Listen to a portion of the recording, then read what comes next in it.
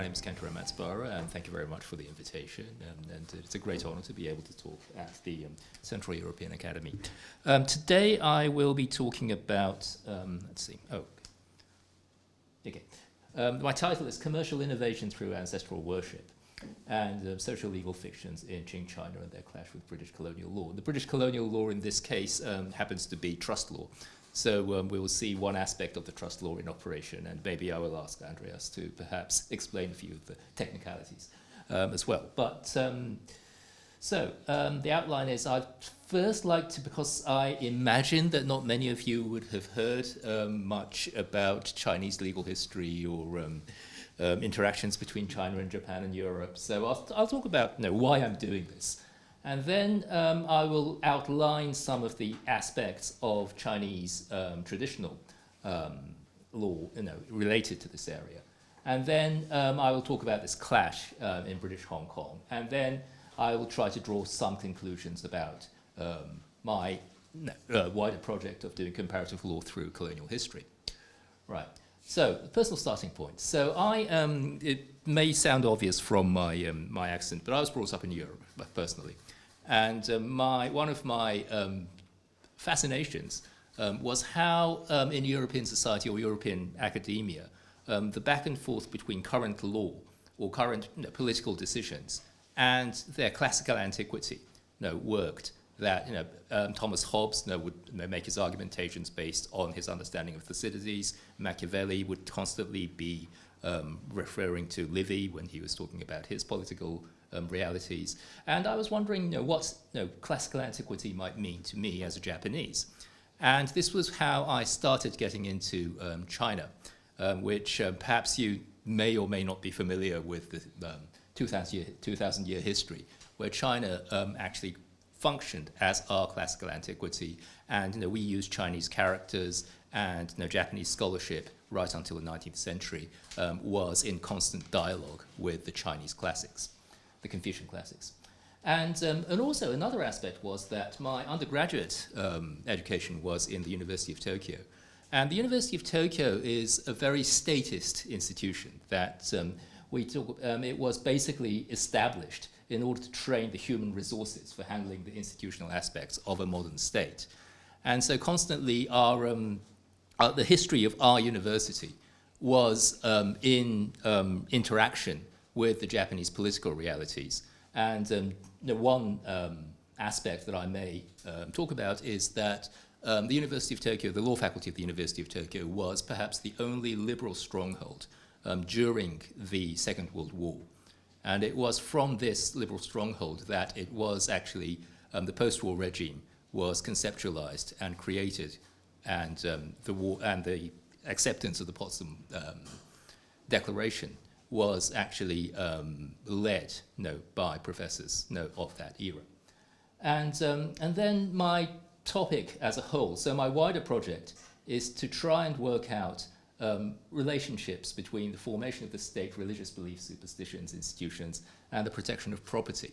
And so it is a wider social structural project that I am trying to work out as what could be an alternative to the modern systems that we have today, based on notions of the rule of law or notions of protection of property. And one of the big problems is that the Chinese Empire, with its minimal bureaucracy. By minimal bureaucracy, I'm talking about a kind of state where the population circa 1800 would have been about 300 million, right? And the lowest unit of administration, state administration, was the county. And China as a whole was divided into about 1,500 counties. And so that means that there is, on average, one state official to 200,000 people.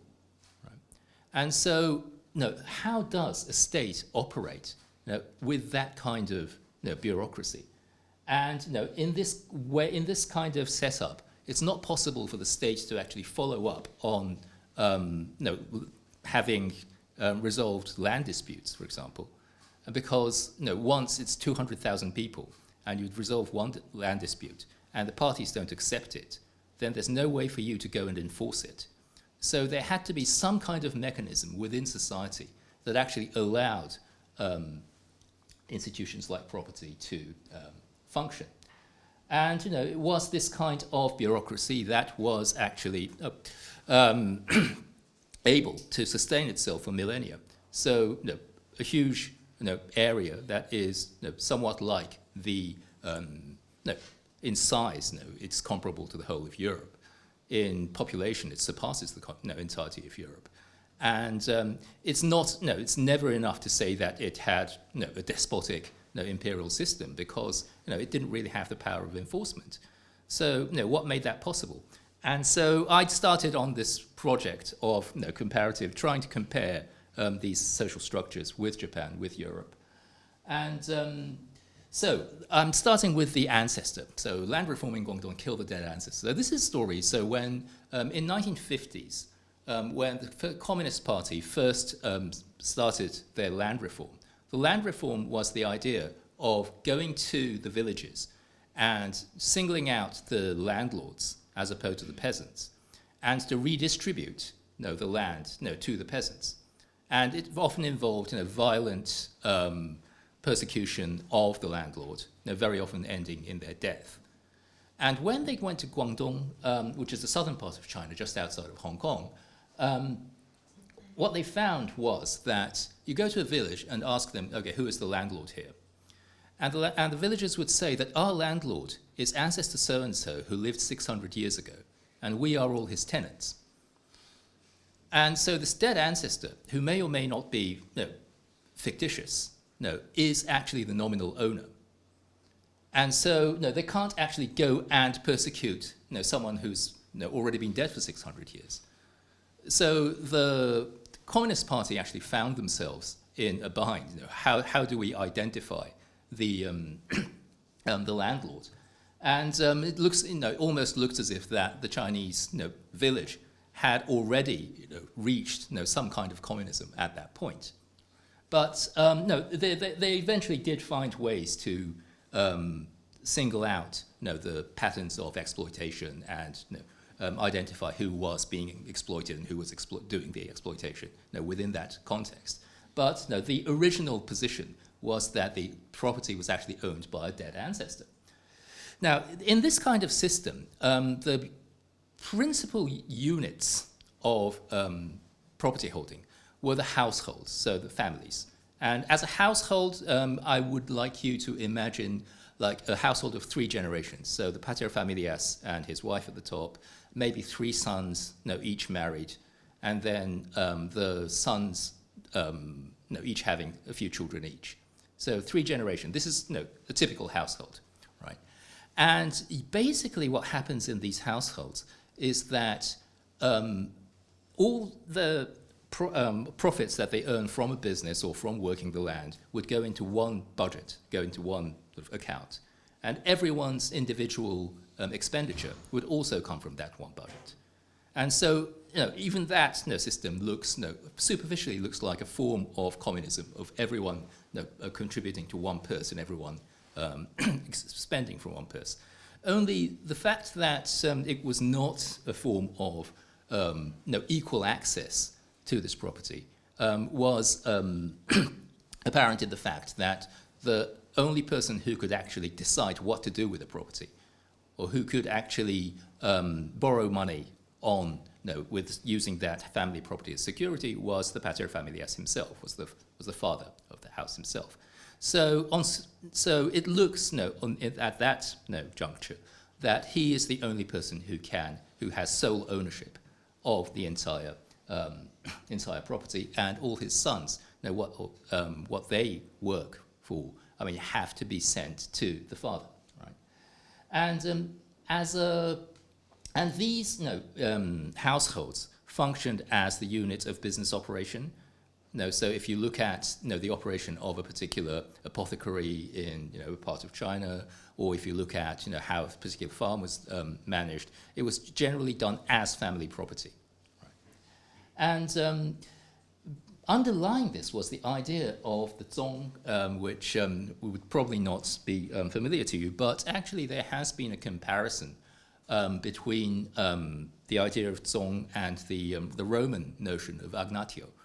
And that, so this, it basically talks about the continuity of the male line. And the metaphor of the tree here is that, okay, so you look at a tree, and a tree has the green parts, the shoots, the leaves, the softer parts that are actually alive, in the sense that they are doing photosynthesis and keeping the entirety of the tree alive.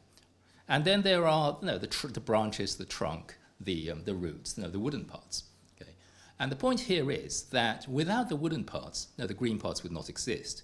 And once upon a time, these branches, trunk, boughs, they were all green shoots at the beginning. And as the tree grows, these green shoots would eventually become branches and give birth to further green shoots. And they would keep the entirety of the tree alive. And this kind of, and so, I'm sure that it's quite clear that the analogy here is between the dead and the living. That those living are actually in custody of the operation of the tree at the same and to keep the family growing. But once they are dead, they don't really die or go. They are still there as part of what keeps the family going. And this actually isn't just a nice story to talk about. It's very much this biological metaphor is linked to, say, the institution of equal division. When it comes for the time for the family property to be divided. But this household property that I was talking about. So I said, please imagine 3 generations, right? But it has to be so. When the first generation dies out, and what does happen? Well, what happens there? And the point here is that the word death is nothing at all. Is basically it's actually a title of a paper that I once presented on this. Is that it actually doesn't have to do with the death of the pater familias that you want, if you want to divide it or not. So what this means is that the whole idea of there being property, there being these assets in the first place, and that it has to belong to someone, that it has to be owned by someone, and if that someone dies, then it has to be owned by someone else. Now, this doesn't really exist. That they don't put that much emphasis on absence by death, so to speak. So what they can do, on one hand, is to divide it while the father is still alive. So the father can say that, well, okay, my sons have grown. I've started to get great-grandchildren. So now what we can do is to divide up the property, and then each son can equally divide my property. I will take like a pension, an old age pension, and survive on that. And the sons can carry on with their own individual household properties, where the sons will be the paterfamilias at that level, right? Another thing they can do is that they can keep the property going, because very often it would be necessary as a joint venture. If it was, if they were actually running a business, an apothecary, for example, then what they can do is even after the father dies, they can go on using the property as one household, and the sons can converge, or they can confer as to how to use it, as opposed to allowing the father to do whatever he likes. But so here becomes it becomes a problem that the reality, so the ideal here is that if they wanted to keep it intact, keep the property intact, they could do it indefinitely. But another thing that we see is that the properties were usually divided each generation, and the typical household would be about 3 generations all the way through. What that then means is that it is actually quite difficult. It becomes quite difficult to keep the property intact throughout generations, because the rule of division is actually quite strict in terms of dividing equally among the sons. So if you think of a tree, you want the tree to sort of grow in a healthy manner, that that it doesn't have one branch that is particularly broad, fat, and the other branches just being becoming twigs and eventually dying out.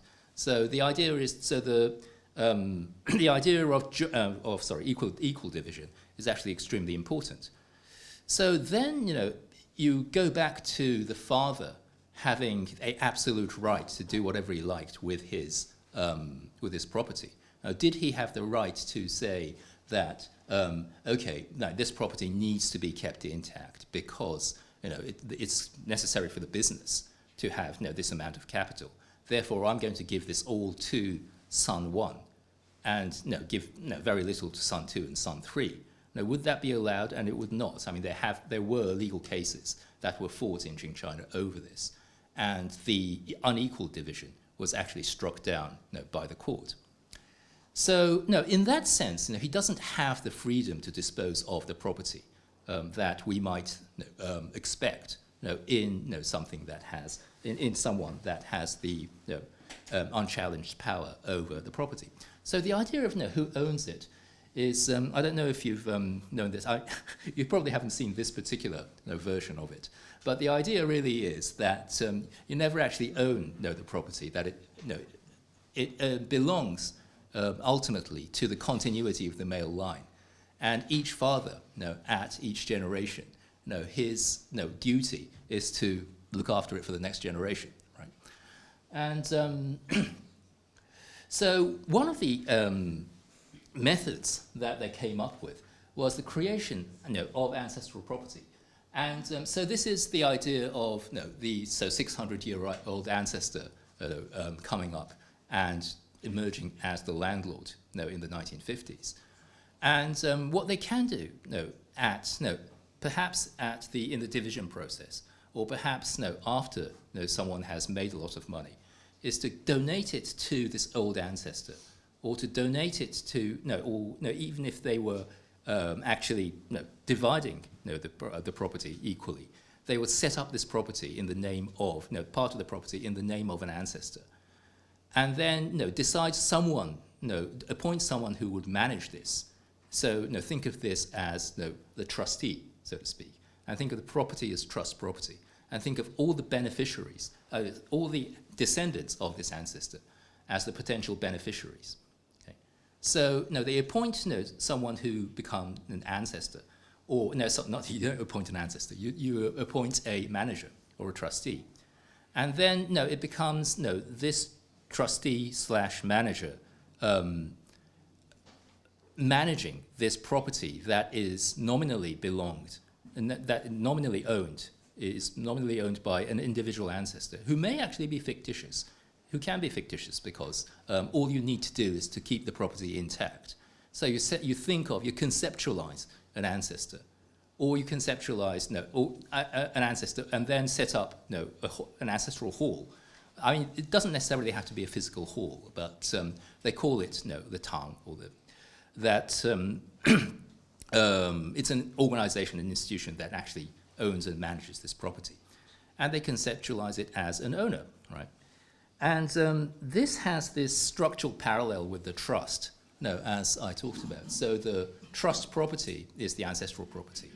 The owner, the actual owner, is in terms of the managing it, is the beneficiary, is the trustee, the person who is appointed as manager.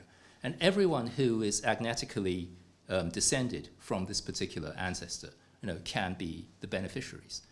And this becomes an extremely widely used form of property owning in South China. And so South China included what later became the British colony of Hong Kong. And so in a case that I actually worked on, in 1875, a Chinese person, he decided that he was going to buy an office block in central Hong Kong, okay, which now would be, which did skyrocket in value within the next couple of decades. But he donated all that property to an ancestor who lived in the 14th century. And this ancestor was the founder of his home village, which was back in China, in Zhuhai, which is just outside of Macau. And so then what happened was that this property in Hong Kong was being managed by someone who was appointed as the Hong Kong manager. and he was responsible to everyone in the village, back in Zhuhai, and to remit the profit that came from these properties.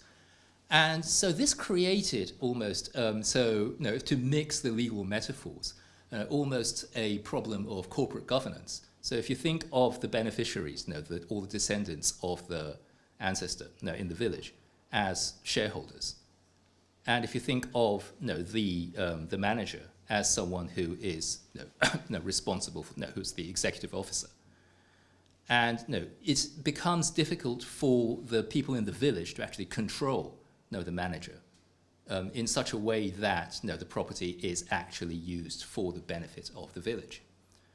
And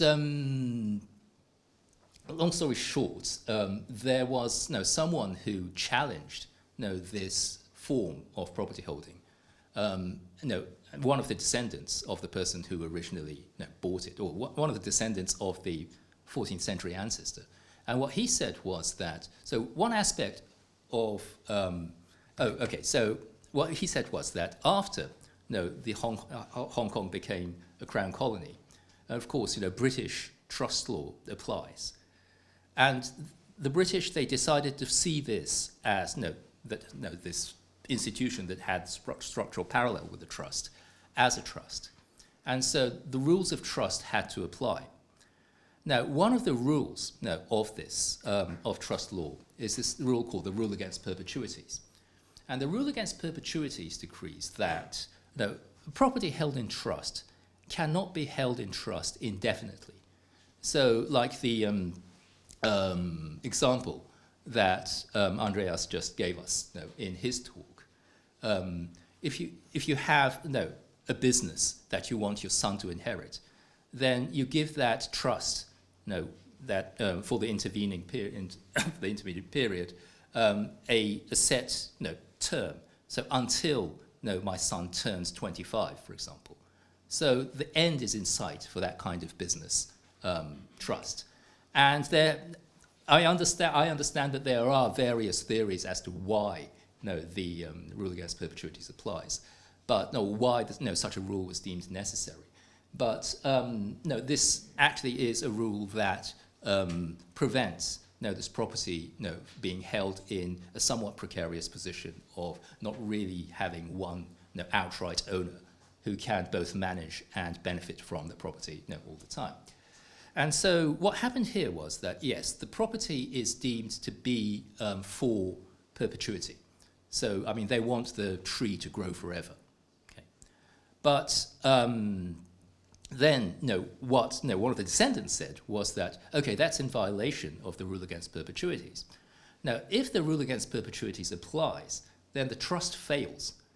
Once the trust fails, it reverts to the settler's estate. What that means is the original person who bought it and donated to the ancestor, it would go back to him and his estate. So someone who is directly descended from him, or someone who is in a position to inherit from that property, would actually be entitled to benefit from the entirety of this property that was bought in central Hong Kong. And for roughly 100 years, this property actually had contributed to the development of the village, especially during communist China, when it was, especially after the establishment of the People's Republic, and the value of the property was so disproportionately large. The village, the home village, if you actually go there, it's quite spectacular. It was, so they, one year they would create an entire sewage system for the whole village. One year, they would create these hotels. They would develop these hotels, give everyone jobs. So it's developed as a holiday resort. If you go there, it's a bit like a fake California. That's the palm trees along the coastline, and they created that throughout this century or so. But then this one villager came up and said that I am actually descended from the settler, and this trust fails because it violates the rule against perpetuities. The next point was the next point of contention was that if they wanted to avoid the application of the rule against perpetuities, they had to call it a charitable trust. So there is an exception to the rule against perpetuities. And that is that if a property is held in trust and it is held for a charitable purpose, solely a charitable purpose, then it can go on for perpetuity. And so then it became a problem whether this property, which was benefiting these descendants in this way, and the property, it was specified that it would be used for the public welfare of the village and for ancestral worship. And they actually ruled on whether it was a charity or not. And for the general welfare of the village, it was decided that it was too general, it wasn't specific enough, that it, in order for it to be actually recognized as a charity. The ancestral worship part, they came up with this rule, or they came up with this example of there being a British example of a charitable trust being recognized because it was used to conduct, I'll wrap it up, to conduct Christian church ceremonies. And, but the decision said that ancestral worship was not like that, because a Christian place of worship, that can accept anyone. It's called the Compton Rule, right? It can accept anyone. And if the people who could benefit from this relied on their relationship with one particular individual, so in this case, the ancestor, and the people who could benefit from this was limited to that person, to these people, or limited to the people who had a connection with this kind of person, then it was not public enough, that it didn't have the public nature that was necessary for a for a charity. And so it failed, and the trust actually sort of was to revert to the settler's estate, but the original plaintiff could not prove that he actually was descended from the settler. So the case was not concluded in that particular way, and the people actually still benefit from that property.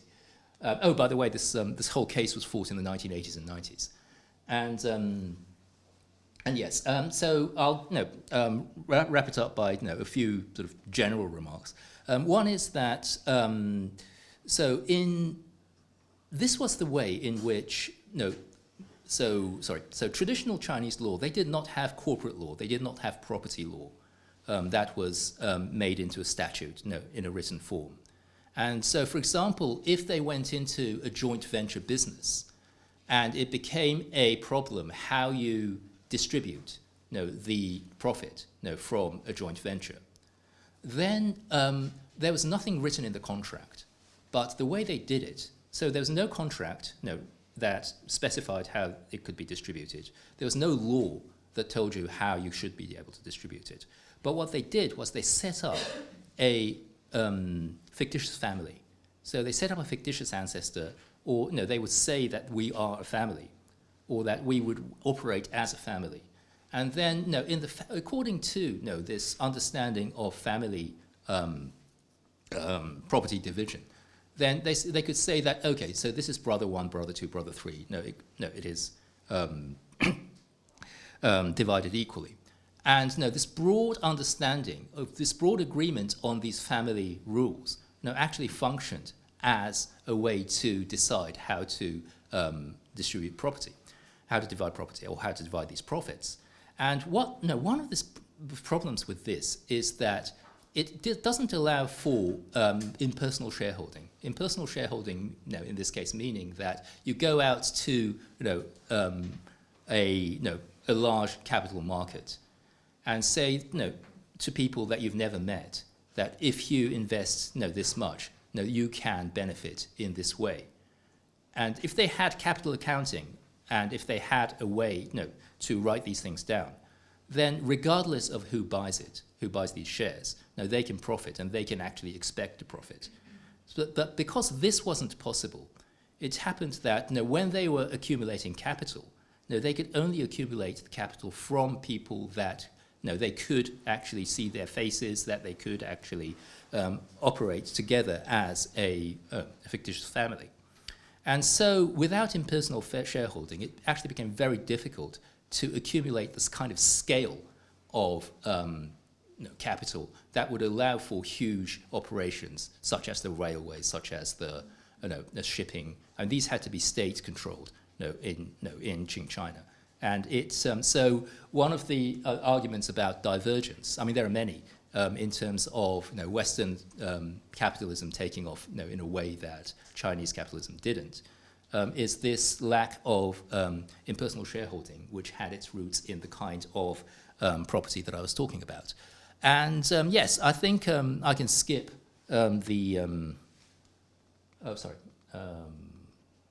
comparative law through colonial history. So yes, I mean, I think that I basically try to look into these problems that occurred when Western law was being applied, and then try and look at what institutions in the traditional society were problematic, and then try to reconstruct a social structure that would make those seemingly problematic or even irrational systems or institutions make sense in a wider social context. Okay, thank you very much.